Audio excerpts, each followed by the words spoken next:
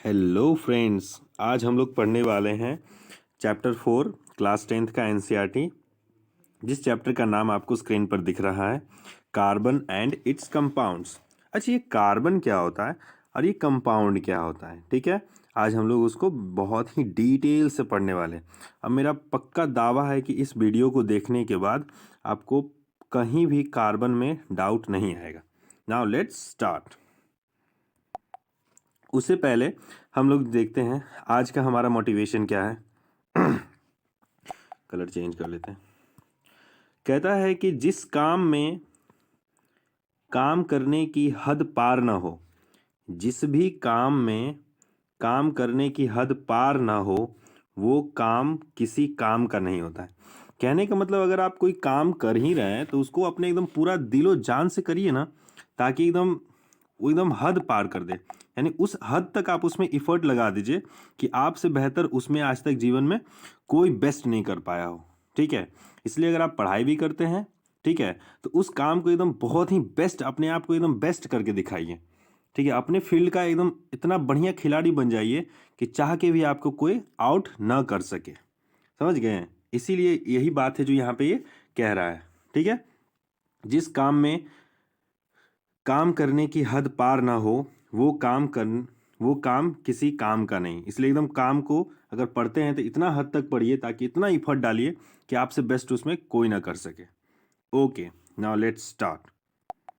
अच्छा, ये जो आपको चित्र दिख रहा है ये हमारा कार्बन है, ठीक है। कार्बन है क्या, देखिए, कलर चेंज कर देते हैं। ये जो आपको ये फिगर दिख रहा है कार्बन, कार्बन का जो है एटॉमिक नंबर जो है 6 होता है। कार्बन का एटॉमिक नंबर कितना होता है? 6 होता है। और इसका एटॉमिक मास जो है 12 होता है, लगभग 12 होता है। तो 12.011 याद रख सकते हैं। आज हम लोग पढ़ क्या रहे हैं उसको ध्यान से देखिएगा। चलिए, in addition all living structures, sorry ये क्या हो गया,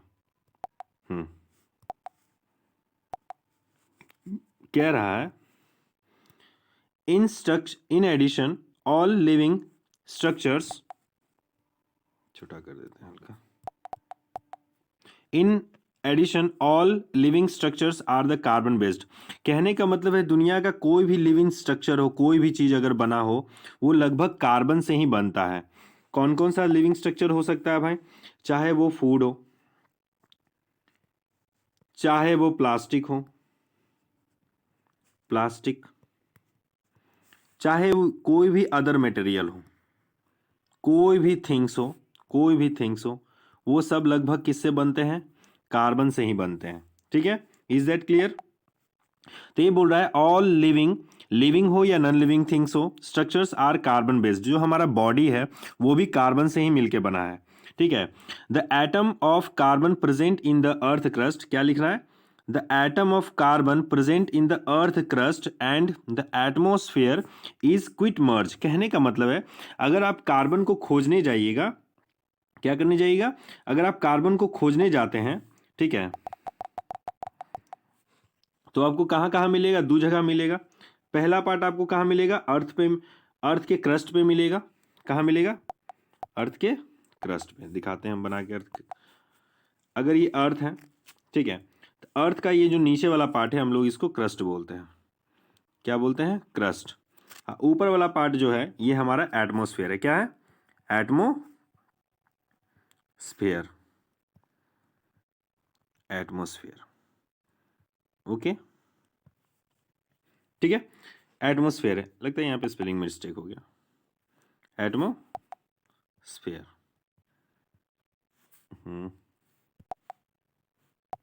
हाँ सॉरी, एटमोस्फेयर, ठीक है। तो एटमोस्फेयर में कुछ कार्बन की मात्रा है, कुछ क्रस्ट में मात्रा है। तो देख लेते हैं एटमोस्फेयर में कितना है। देखिए, एटमोस्फेयर में जो कार्बन की मात्रा है, एटमोस्फेयर में इन द क्रस्ट, क्रस्ट में जो है 0.02% carbon in the form of the mineral, minerals के रूप में है। कार्बोनेट्स में, हाइड्रोकार्बोनेट्स में, कोल में या फिर पेट्रोलियम में। कौन कौन से फॉर्म में है हमारे कार्बन्स जो है? कार्बन्स जो है अर्थ के क्रस्ट पे 0.02% है। तो क्रस्ट पे कितना है? 2% जो है कार्बन कहाँ है, हमारे अर्थ के क्रस्ट पे है। और किस फॉर्म में है भाई, तो आप देखे होंगे पेट्रोल के फॉर्म में है। देखिए नीचे में देखेंगे, अभी पहले इसको पूरा कर लेते हैं। और and atmosphere has the 0.03% of the carbon. और एटमोसफेयर में कितना है, 0.03% परसेंटेज। यानी कहने का मतलब है एटमोसफेयर में कितना है, 0.003% क्या है, हमारा कार्बन की मात्रा है। क्लियर। अब देखिए, in spite of this small amount of the carbon available in the nature, small amount, इतना ना स्मॉल अमाउंट में देख रहे होंगे आप कि इतना स्मॉल अमाउंट में कार्बन प्रेजेंट होने के कारण the importance of the carbon is immense to be immense, यानी इंपॉर्टेंस जो है कार्बन का ज़्यादा पड़ जाता है। ठीक है, तो हम लोग देख रहे थे कि कार्बन की मात्रा, कार्बन है क्या, जरा देख लीजिए। इस यहाँ पे एक वीडियो है, देख लीजिए। यही है हमारा कार्बन, डायमंड के रूप में होता है। देखिए ये कार्बन का स्ट्रक्चर दिख रहा है आपको। ठीक है, ये है, यही है कार्बन। क्लियर। चलिए आगे बढ़ते हैं। अब देखिए यहाँ पे हमारा नोट्स हमने तैयार करके रखा था, तो पहले पढ़ लेते हैं, उसके बाद समझते हैं कार्बन है कहाँ कहाँ। देखिए वेयर इज कार्बन फाउंड, हम लोग को कार्बन मिलेगा कहाँ कहाँ। पहले तो आपको एटमॉस्फेयर में कार्बन देखने के लिए मिल जाएगा। ये जो प्लांट, जो जितने भी प्लांट्स बनते हैं वो भी कार्बन के ही बनते हैं, वो भी क्या बनते हैं, कार्बन के ही बनते हैं। ये जो हमारा सॉइल है, सॉइल में भी कार्बन की मात्रा है। ये जो एनिमल यहाँ पे बैठा हुआ है, ये जो पांडा बैठा हुआ है, देखो पता नहीं क्या खा रहा है, ये भी बेचारा कार्बन से ही मिलके बना है। यहाँ पे जो रॉक स्ट्रक्चर दिख रहा है, रॉक दिख रहा है, रॉक भी जो है कार्बन से ही मिलके बना है। वाटर में भी कुछ ना कुछ मात्रा होती है, सेल में। ठीक है, देखिए यहाँ पे फोसिल फ्यूल्स में भी दिखा रहा है। देखिए फोसिल फ्यूल्स में भी है जो दिखाता है कार्बन की मात्रा। फोसिल फ्यूल्स, अब ये देखिए, ये जो यहाँ पे कोयला का एग्जाम्पल दे रहा है, कोल, ये हमारा कोल है। कोल में भी है जो कोयला का मात्रा आता है, माने कार्बन की मात्रा बहुत ज़्यादा है, भरपूर मात्रा में कार्बन है इसमें। ठीक है, अब देखिए, इज दैट क्लियर। अब इसको, इस नोट्स को देख देख के समझने की कोशिश करिए, कह क्या रहा है ये नोट्स है जो, देखिएगा ध्यान से। Carbon is a versatile element. Versatile का मीनिंग कहता क्या है, वर्सेटाइल का मीनिंग होता है बहुउद्देशीय। कहने का मतलब है इसका बहुत काम होता है। कार्बन एक जगह पे काम नहीं करता, बहुत जगह पे काम करता है। ह्यूमन के बॉडी के निर्माण में, पेड़ पौधों के निर्माण में, एटमॉस्फेयर में, रॉक के निर्माण में, बहुत काम है इसका। ठीक है, तो हम कह सकते हैं carbon is a versatile element. एक ऐसा एलिमेंट है जो क्या है, वर्सेटाइल है, बहुत काम कर सकता है। कैसे एक विद्यार्थी बहुत काम करता है, पढ़ता भी है, लिखता भी है, डांस भी करता है, गाना भी गाता है, पेंटिंग भी करता है। यानी एक स्टूडेंट एक क्या होता है, वर्सेटाइल होता है। आप भी लोग होते होंगे, आप लोग को भी एक ही व्यक्ति है जो बहुत सारे सब्जेक्ट्स को पढ़ना पड़ता होगा, जैसे एसएसटी भी पढ़ना है, मैथ्स भी पढ़ना है, साइंस भी पढ़ना है। तो ये क्या वर्सेटिलिटी को ही तो दर्शा रहा है कि नहीं। ओके, यहाँ पे एक डाटा दिल है, ये तो मैं डाटा समझा चुका हूँ कि हमारे अर्थ पे कार्बन की मात्रा 0.02% है, एटमॉस्फेयर में 0.03% है यार। ठीक है, all living structures are carbon based. कहने का मतलब है जितने भी लिविंग स्ट्रक्चर्स होते हैं वो सब क्या होते हैं, कार्बन बेस्ड ही होते हैं। Is that clear. ओके, अब क्या कह रहे हैं, the atomic number of the carbon is 6। कहने का क्या मतलब है, जो कार्बन होता है ना, कार्बन का जो एटॉमिक नंबर है 6 होता है, अभी हमने आपको बताया। एंड इट्स इलेक्ट्रॉनिक कॉन्फ़िगरेशन, इसको अगले पेज पे समझने की कोशिश करते हैं, ज़्यादा समझ में आएगा। जो हमारा कार्बन है, कार्बन का जो एटॉमिक नंबर कितना है, 6 है। ठीक है, अगर आप क्या बोलता है इलेक्ट्रॉनिक कॉन्फ़िगरेशन पढ़े होंगे तो आपने पढ़ा होगा कि वो जो मैजिक नंबर कौन कौन से हैं जो इलेक्ट्रॉनिक कॉन्फ़िगरेशन निकालने में मदद करता है, 2, 8, 8, 18, ये मैजिक नंबर है। ठीक है, आप इसको याद कर लीजिएगा, जब भी आपको ये जो क्या बोलते हैं इलेक्ट्रॉनिक कॉन्फ़िगरेशन निकालने के लिए आएगा तो ये नंबर पूछेगा। ये ऑक्टेन को पूरा कर रहा है, ये क्या कर रहा है, ऑक्टेन पूरा कर रहा है। ठीक है, अपना अपना। ठीक है, ऑक्टेट भी उसको कभी कभी बोलते हैं। ठीक है, तो हम लोग क्या पढ़ रहे थे, कार्बन का है जो इलेक्ट्रॉनिक कॉन्फ़िगरेशन, तो इसमें है जो कार्बन में जो इलेक्ट्रॉन्स की संख्या कितना है, एटॉमिक नंबर कितना है, 6 है। तो इसका इलेक्ट्रॉनिक कॉन्फ़िगरेशन कितना बनेगा, 2 और 4 बन जाएगा। 2 और क्या बन जाएगा, 2 और 4। तो यानी कि अगर अगर क्या बोलता है, इसको सेकेंड अपना ऑर्बिट पूरा करना है, क्या करना है, अगर अपना इसको सेकेंड ऑर्बिट पूरा करना है, यानी कि इसको और लेना पड़ेगा, 4 इलेक्ट्रॉन और ले भी सकता है या फिर 4 इलेक्ट्रॉन और दे भी सकता है। यानी कि वो लॉस करने का भी टेंडेंसी और गेन करने का भी टेंडेंसी है। ठीक है, अब इसको अगली स्लाइड पे समझ लेते हैं। देखिए यहाँ पे ये स्ट्रक्चर देखिए, ये हमारा प्यारा सा कार्बन दिख रहा है इधर लेफ्ट साइड में। ठीक है, ये लेफ्ट साइड में हमारा कार्बन दिख रहा है। आइए देखिए यहाँ पे कार्बन का एक चित्र दिया हुआ है, इसको ध्यान से देखिएगा फिगर में। ये देखिए जो बीच में दिख रहा है ये न्यूक्लियस है हमारा। ये क्या है? न्यूक्लियस है। न्यूक्लियस में ही है जो प्रोटॉन्स और न्यूट्रॉन्स होता है, मैंने पिछले वीडियो में आपको पढ़ा दिया है। ठीक है, अब देखिए, अब इसमें एक खासियत जानते हैं क्या है कि इसमें प्रोटॉन्स की संख्या और न्यूट्रॉन्स की संख्या दोनों लगभग सेम है। प्रोटॉन्स भी 6 है न्यूक्लियस में और न्यूट्रॉन्स भी 6 है, यानी कि प्रोटॉन की संख्या भी 6 और न्यूट्रॉन की संख्या भी 6 है। क्लियर? अब देखिए, अब देखिए यहाँ पे क्या लिखा हुआ है। अब इसका वैलेंस इलेक्ट्रॉन जो है 4 होता है। वैलेंस इलेक्ट्रॉन क्या होता है? 4। अगर हम पहले ऑर्बिट की चर्चा करें, पहले अगर ऑर्बिट की चर्चा करें तो पहले ऑर्बिट में कितने हैं, कितने इलेक्ट्रॉन हैं? सिर्फ और सिर्फ 2 इलेक्ट्रॉन है। ये तो हम लोग पढ़ चुके हैं। फर्स्ट ऑर्बिट में 2 इलेक्ट्रॉन, और सेकेंड ऑर्बिट में 8 होना चाहिए, लेकिन सेकेंड ऑर्बिट में है कितना? कलर चेंज करके दिखाते हैं आपको। सेकेंड ऑर्बिट में कितना है? मात्र 1 2 3 4, मात्र 4 है। यानी कि कहने का मतलब 4 या तो ले भी सकता है या फिर 4 दे भी सकता है, यानी कि इसका वैलेंसी कितना है? 4 है। इसी कारण इसको कभी कभी टेट्रा वैलेंट भी कहते हैं। टेट्रा वैलेंट उसे कहते हैं, tetravalent element, tetravalent element. ठीक है, यहाँ पे एलिमेंट लिखने की जगह नहीं बच रहा है, लिख देते हैं यहाँ पे टेट्रा वैलेंट एलिमेंट, शॉर्टली लिख देते हैं एली।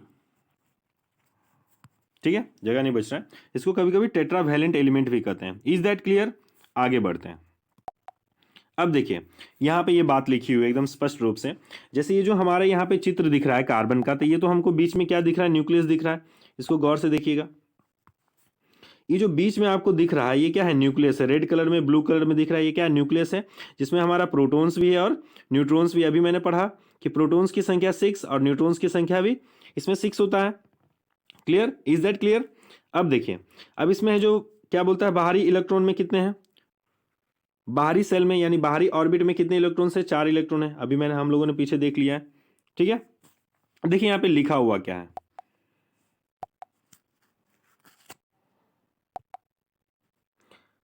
लिखा हुआ if it were to gain और लॉस इलेक्ट्रॉन्स, अगर वह गेन करता है या फिर लॉस करता है, it could be the gain 4 electrons forming 4 C4 minus anion. अच्छा, एनायन क्या है, कैटायन क्या है, वो समझ लेते हैं पहले। देखिए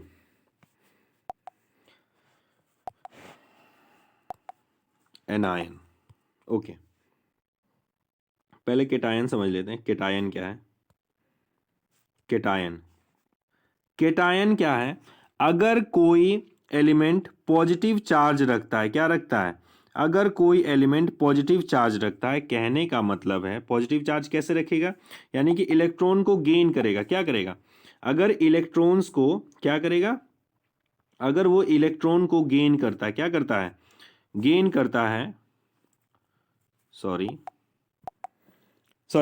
अब इसमें देखिए कैटायन में क्या होता है ना, कैटायन में है जो इलेक्ट्रॉन्स को है जो लॉस करता है। कैटायन में इलेक्ट्रॉन्स को क्या करता है? लॉस करता है। कैटायन में इलेक्ट्रॉन जब लॉस होता है, ठीक है, तो वो प्लस का चार्ज ले लेता है। ठीक है, अब देखिए इसमें एक उल्टा है, जब भी इलेक्ट्रॉन जो है अगर लॉस कर रहा है तो प्लस का चार्ज बैठा दीजिएगा, और अगर गेन कर रहा है, क्या कर रहा है? अगर गेन करेगा, देखिए दिखाते हैं दूसरे कलर से लिख के। अगर क्या बोलता है, इलेक्ट्रॉन लॉस कर रहा है तो हम इसको प्लस बोल सकते हैं, और अगर इलेक्ट्रॉन जो है गेन कर रहा है, ले रहा है, ठीक है, तो हम इसको क्या बोल सकते हैं? नेगेटिव बोल सकते हैं। ठीक है, माइनस बोल सकते हैं। अगर इलेक्ट्रॉन है जो गेन कर रहा है तो माइनस, और लॉस कर रहा है तो प्लस बोल सकते हैं। ठीक है, इज दैट क्लियर? अब देखिए, अब इस बात को समझिएगा।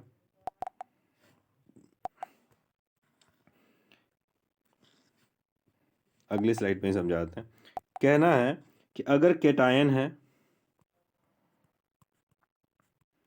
कैटायन है तो इलेक्ट्रॉन को क्या करेगा? लॉस करेगा। इलेक्ट्रॉन को क्या करेगा? लॉस करेगा। लॉस कर रहा है यानी कि कौन सा चार्ज लग जाएगा? पॉजिटिव बैठेगा। एनायन है, एनायन, एनायन है तो इलेक्ट्रॉन को क्या करेगा? गेन करेगा, इलेक्ट्रॉन को क्या करेगा, गेन करेगा, गेन करेगा यानी कि माइनस हो जाएगा। इसमें उल्टा होता है। आप इसको एक ट्रिक से याद रख सकते हैं। एनायन, एनायन दिख रहे हैं आपको, एनायन यानी नेगेटिव, नेगेटिव एन से नेगेटिव स्टार्ट होता है और एन से भी एनायन आता है, तो देखिए नेगेटिव से नेगेटिव हो गया, ये पकड़ा गया। जब ये एनायन है जो नेगेटिव ले रहा है, आप जानवे करते हैं इसमें इसका जो साइन है बहुत ही उल्टा होता है, नेगेटिव है यानी गेन कर रहा है। और क्या बोलता है, केटायन है, केटायन है यानी कि कैट क्या रहता है हमेशा ज़्यादा पॉजिटिव मूड में रहता है, ठीक है। कैट क्या रहता है, पॉजिटिव मूड में रहता है। कैट जल्दी की चूहा को मैंने पॉजिटिव मूड में रहता है तो खाने की कोशिश तो करता है लेकिन उसको खा नहीं पाता है, ठीक है। आगे बढ़ें, देखिए अब यहाँ पे क्या लिखा हुआ है। तो वही बात यहाँ पे लिखी हुई है, स्पष्ट रूप से लिखा हुआ है कि इफ वही बात मैं बता रहा हूँ, it could be the gain for electrons for the C4 minus anion. अगर क्या बोलता है, इलेक्ट्रॉन अगर गेन करता है, इलेक्ट्रॉन क्या करता है, गेन करता है, तो देखिए यहाँ पे C4 माइनस लिखा हुआ है। But it would be difficult for the nucleus with 6 protons to hold on to the 10 electrons. अब देखिए, अब ये न्यूक्लियस जो है प्रोटॉन को 4 यानी कि 10 को और होल्ड नहीं करेगा, यानी पहले से 6 तो रख ले है, ये था पहले से प्रोटॉन जो है 6 तो इसके पास था ही, और अगर 4 ले भी लिया, 4 ले लेगा तो 10 हो जाएगा ना, 10 इलेक्ट्रॉन्स की संख्या हो जाएगा। क्योंकि हम लोगों ने पीछे पढ़ा था इलेक्ट्रॉन्स की संख्या, अभी हम लोगों ने पीछे क्या पढ़ा था पिछले क्लासेस में, कि प्रोटॉन्स की संख्या इलेक्ट्रॉन्स की संख्या के बराबर होता है। और कार्बन में पहले से ही है जो क्या बोलता है, प्रोटॉन्स कितने हैं, 6 हैं, ठीक है। और अगर 4 क्या बोलता है, अगर 4 और गेन कर लेता है, और अगर 4 और गेन कर लेगा तो फिर तो 10 हो जाएगा ना, कितना हो जाएगा, 10 हो जाएगा। तो ये न्यूक्लियस तो है जो इतना को होल्ड कर नहीं पाएगा, न्यूक्लियस जो है 10 को होल्ड कर नहीं पाएगा, ठीक है। तो इसीलिए है जो 4 गेन भी कर सकता है, नहीं भी कर सकता है, तो थोड़ा यहाँ पे डिफिकल्ट हो जाएगा, ठीक है, इस बात को कहना। तो यही बोल रहा है। अब देखिए फिर क्या लिखा हुआ है, it could be loss 4 electrons. यह अगर 4 इलेक्ट्रॉन को लॉस करता है, यानी कि C4 प्लस, देखिए लॉस करा था प्लस हो गया तो वो केटायन बनाएगा। But it would require large amount of energy. अब उसको 4 को लेना है, सॉरी अब 4 को खोना है, क्या करना है, 4 को लॉस करना है। 4 को अगर उसको लॉस करना है तो उसमें और ज़्यादा लार्ज एनर्जी उसको लार्ज अमाउंट में एनर्जी है जो खर्च करना पड़ेगा। Removal for the 4 electrons leaving behind a carbon cation with the 6 protons in its nucleus holding on to just 2 electrons। ठीक है, इतना बात समझ में आ गया। आगे बढ़ते हैं। अब देखिए क्या लिखा हुआ है। अब कहता है कि ये देखिए यहाँ पे कार्बन का ये चित्र दिख रहा होगा, ये जो है कार्बन है, कार्बन का स्ट्रक्चर है, ठीक है। अब कह रहा है कि such bonds which are formed by the sharing of an electron pair between two, कहने का मतलब है such bonds which are formed by the sharing of an electron pair between two atoms are known as covalent bonds. कहने का मतलब है कोई भी इलेक्ट्रॉन्स कह रहा है कि such bonds which are the formed by the sharing of an electron pairs between the 2 atoms are known as covalent bond. कहने का मतलब है, पेज पे अगले पेज पे समझते हैं कि अगर कोई एटम है, ठीक है, हाँ मान लेते हैं अगर यहाँ पे कोई एटम है, ठीक है, ये भी एक एटम है। अगर मान लिया इसके आउटर सेल में एक इलेक्ट्रॉन है और ये भी अपन आउटर सेल में एक इलेक्ट्रॉन है, और आपस में अगर ये पेयरिंग करता है, ये जब ये आपस में आके जुट जाता है, ठीक है, तो इस टाइप के बॉन्ड को ही हम लोग कोवेलेंट बॉन्ड कहते हैं। क्या कहते हैं, कोवेलेंट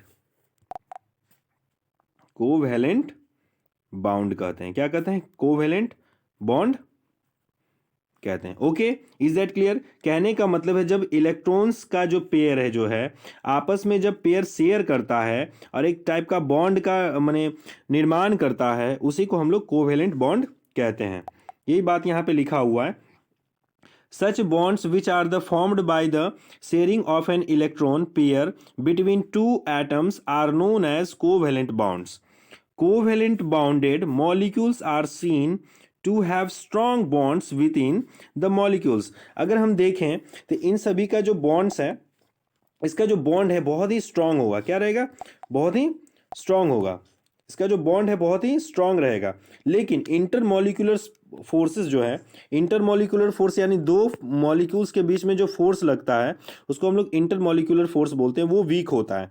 बॉन्ड्स जो है स्ट्रांग होगा, बॉन्ड्स क्या रहेगा, स्ट्रांग होगा, और वहीं इंटरमोलिकुलर फोर्स जो है वीक होता है, हो जाता है। Is that clear? अब इस पे देखिए, समझते हैं हाइड्रोजन का मॉलिक्यूल का एग्जांपल लेके। देखिए हाइड्रोजन एटम्स है यहाँ पे। अब देखिए हाइड्रोजन के एटम में है जो क्या बोलता है, आउटर सेल में है जो एक इलेक्ट्रॉन होता है। इसको देखिए गौर से समझने की कोशिश करिए। आउटर सेल में यहाँ पे एक इलेक्ट्रॉन है, यहाँ पे भी एक इलेक्ट्रॉन है, हाइड्रोजन एटम है। जब आपस में ये दोनों कंबाइन होता है तो देखिए यहाँ पे कोवेलेंट बाउंड बना रहा है। क्या बना रहा है? जब दोनों आपस में इलेक्ट्रॉन्स क्या कर लिए हैं, शेयरिंग कर लिए हैं, ठीक है, तो ये क्या बना दिया, कोवेलेंट बाउंड। क्या बना दिया? Covalent covalent bond.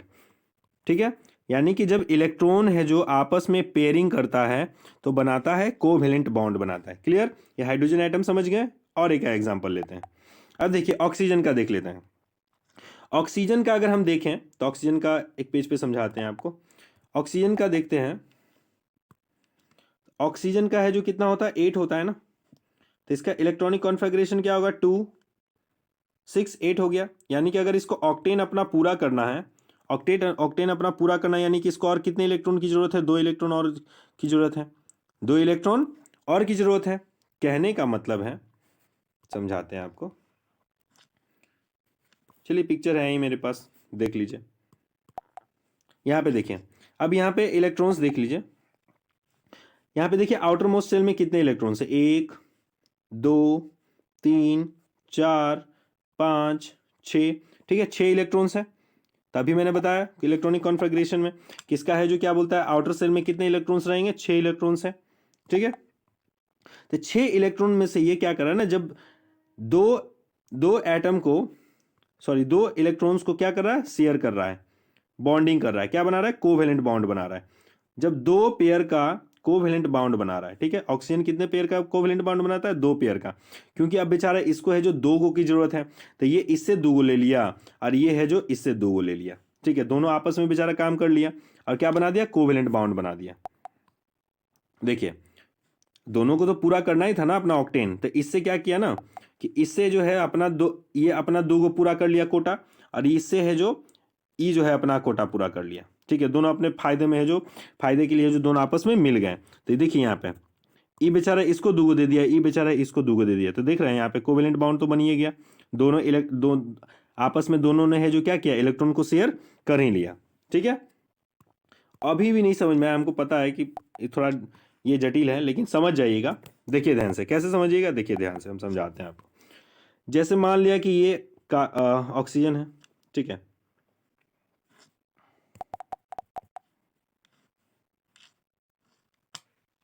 ठीक है, ये आउटर सेल हो गया, ये मान लिया न्यूक्लियस है। ठीक है, तो पहला में तो 2 घुसेगा, पहले सेल में 2 ठो, फिर दूसरे सेल में 1 2 3 4 5 6। ठीक है,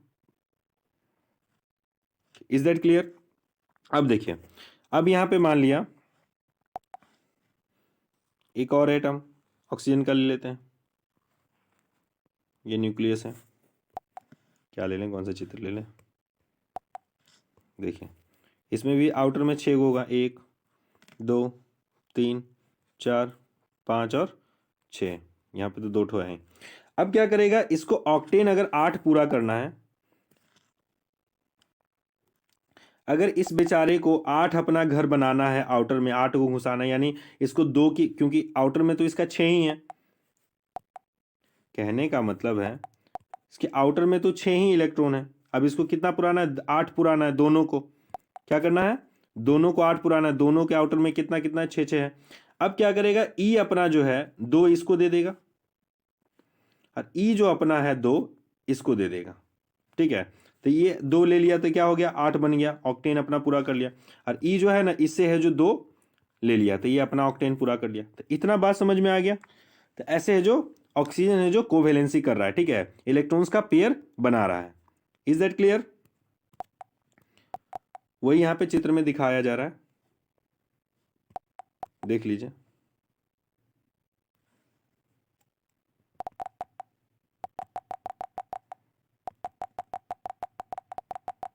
देखिए क्लियर, आगे बढ़ते हैं।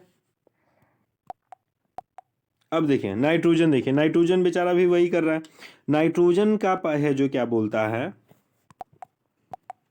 नाइट्रोजन का देखिए, नाइट्रोजन है जो यहाँ पे 3 पेयर बना रहा है। जैसे क्या कर रहा था, हाइड्रोजन कितने पेयर बना रहा था, AO के साथ है जो पेयर बना रहा था। ऑक्सीजन बेचारा को 2 गो पेयर बना रहा था, और वही नाइट्रोजन है जो 3 गो पेयर बना रहा है। अच्छा, ये 3 गो क्यों बना रहा है, ये आपके मन में सवाल उठ रहा होगा। ठीक है, अब देखिए समझाते हैं। जैसे अगर नाइट्रोजन का देख लिया जाए, नाइट्रोजन का अगर एटॉमिक स्ट्रक्चर देखते हैं तो नाइट्रोजन का जो है एटॉमिक नंबर जो है 7 होता है। नाइट्रोजन का एटॉमिक नंबर कितना होता है, ये लिखा क्यों नहीं रहा है, नाइट्रोजन का कितना होता है, 7 होता है। तो क्या हम इसका इलेक्ट्रॉनिक कॉन्फ़िगरेशन लिख सकते हैं 2 और 5, क्या लिख सकते हैं 2 और 5, यानी आउटर मोस्ट सेल में इसका इलेक्ट्रॉनों की संख्या कितना है, 5 है। यानी हम कह सकते हैं, क्या कह सकते हैं, देख लेते हैं कि अगर ये मान लिया कि डायरेक्ट मान लेते हैं आउटर मोस्ट सेल में, तो 1 2 3 4 5 है। अब इसको अपना ऑक्टेन पूरा होने के लिए कितना चाहिए, आप ही बताइए। अब आप ही बताइए कि अगर इसको बाहर आउटर सेल में अगर अपना इसको ऑक्टेन को अगर पूरा करना है तो इसको कितने चाहिए, 8 इलेक्ट्रॉन चाहिए। माने कितना चाहिए, सॉरी 5 तो है ही। अब इसको 8 पुराने के लिए कितना चाहिए, और 3 इलेक्ट्रॉन्स की और जरूरत है। तो ये क्या करेगा कि बगल वाले एक और नाइट्रोजन से, बगल वाले एक और नाइट्रोजन से 3 इलेक्ट्रॉन क्या कर लेगा, उधार मांग लेगा, ताकि ये अपना ऑक्टेन क्या कर सके, पूरा कर सके। तब ये दे देगा तो फिर इसको भी तो चाहिए, तो ई भी है जो आपस में इसको क्या कर दिया, ये भी बेचारा है जो अपना इसको इलेक्ट्रॉन दे दिया। क्लियर, इतना क्लियर हो गया। यही बात यहाँ पे चित्र में दर्शाया गया, इसको ध्यान से देखिए, समझने की कोशिश करिए। ये NCERT का ही है। जैसे देखिए आउटर मोस्ट सेल में कितना, 1 2 3 4 5 5 इलेक्ट्रॉन्स है। इसमें भी नाइट्रोजन में कितना है, 1 2 3 4 5 है। ठीक है, तब ये क्या करेगा, 3 जो है आपस में क्या करेगा, कोवैलेंसी करेगा, आपस में क्या करेगा, कोवैलेंसी, आपस में शेयरिंग करेगा। तो देखिए 1 2 3 4 5 6, ठीक है, तो शेयर कर लिया। तो यहाँ पे ये क्या बना दिया, ट्रिपल बॉन्ड बना दिया। कितना बॉन्ड बना दिया, ट्रिपल बॉन्ड। कहने का मतलब है जब भी पेयर जो है एक इलेक्ट्रॉन का शेयरिंग होगा, क्या बोला मैं इसको एक नया पेज पे ही बता देता हूं। जब भी इलेक्ट्रॉन जैसे हाइड्रोजन में कितना पेयर बना रहा था, एक इलेक्ट्रॉन को शेयर कर रहा था। ऑक्सीजन में कितना इलेक्ट्रॉन शेयर कर रहा है, 2 इलेक्ट्रॉन शेयर कर रहा है। नाइट्रोजन में कितना इलेक्ट्रॉन शेयर कर रहा है, 3 इलेक्ट्रॉन शेयर कर रहा है। यानी कि अगर हाइड्रोजन में एक इलेक्ट्रॉन शेयर करके H2 बना रहा है, यानी कि हाइड्रोजन कितने बॉन्ड के साथ जुड़ रहा है, सिर्फ सिंगल बॉन्ड के साथ जुड़ रहा है। किस बॉन्ड के साथ, सिंगल बॉन्ड के साथ। इसको हम बोलते हैं सिंगल बॉन्ड। ठीक है, इसको हम लोग क्या लिख सकते हैं, सिंगल बॉन्ड, सिंगल, ये लिखा क्यों रहा है, अच्छा सिंगल बॉन्ड। ठीक है, छोटा करते हैं, ज्यादा देखिएगा। अब देखिए ऑक्सीजन क्या कर रहा था, 2 गो के साथ जुड़ रहा है, यानी कि ऑक्सीजन क्या बना रहा है, डबल बॉन्ड बना रहा है। यानी कि जब 2 इलेक्ट्रॉन शेयर कर रहा है तो क्या बना रहा है, डबल बॉन्ड। हम इसको क्या बोल सकते हैं, डबल बॉन्ड। देखिए बॉन्ड ऊपर वाला ही लिख दिया मैं। नाइट्रोजन कितना शेयर कर रहा है भाई, नाइट्रोजन 3 गो शेयर कर रहा है इलेक्ट्रॉन्स को, यानी कि हम इसको क्या बोल सकते हैं, नाइट्रोजन क्या बना रहा है, ट्रिपल बॉन्ड बना रहा है। क्या बना रहा है, ट्रिपल बॉन्ड बना रहा है, ट्रिपल बॉन्ड कह सकते हैं। Is that clear, can we move ahead. इतना बात समझ में आ गया, बहुत ही आसान है, इसको बढ़िया से देख लीजिए, क्लियर हो जाएगा। क्लियर, आगे बढ़ते हैं। अब देखिए क्या लिखा हुआ है कि देखिए ये वही कार्बन का स्ट्रक्चर, ये हमारा ये है, क्या बोलता है, न्यूक्लियस है। इन फर्स्ट सेल में 2 गो है, और बाहर वाले सेल में, आउटर वाले सेल में कितने इलेक्ट्रॉन्स की संख्या है, 4 गो इलेक्ट्रॉन्स की संख्या। तो ना 2 4 6 हो गया। अब देखिए यहाँ पे क्या बोल रहा है, since the electrons are shared between atoms and no charged particles are formed. देखिए एकदम पूरा NCERT का एकदम पार्ट है। ठीक है, इसमें कोई भी दो राय नहीं है। Since the electrons are shared between the atoms and no charged particles are formed, such covalent compounds are generally poor conductor of electricity. कहने का मतलब है अगर कोई भी एटम इलेक्ट्रॉन्स का अगर आदान प्रदान करता है, कि अगर यहाँ पे एक एलिमेंट है, यहाँ पे एक एलिमेंट है, ए मान लेते हैं, ये बी मान लेते हैं, ठीक है, इसने अपना एटम इसको दिया और इसने अपना एटम इसको दिया, लेकिन कोई चार्ज है जो यहाँ पे ट्रांसफर नहीं हुआ, तो ये क्या होता है ना, इलेक्ट्रिसिटी का क्या होता है, पुअर कंडक्टर हो जाता है। क्या रहता है, पुअर कंडक्टर रहता है। Clear, okay. अब हम लोग पढ़ने वाले हैं एलोट्रॉप्स ऑफ कार्बन। मजा आ जाएगा, देखिएगा ध्यान से। अब देखिए एलोट्रॉप्स क्या होता है, ये देखिए कार्बन का स्ट्रक्चर दिख रहा है। Allotropes of carbon,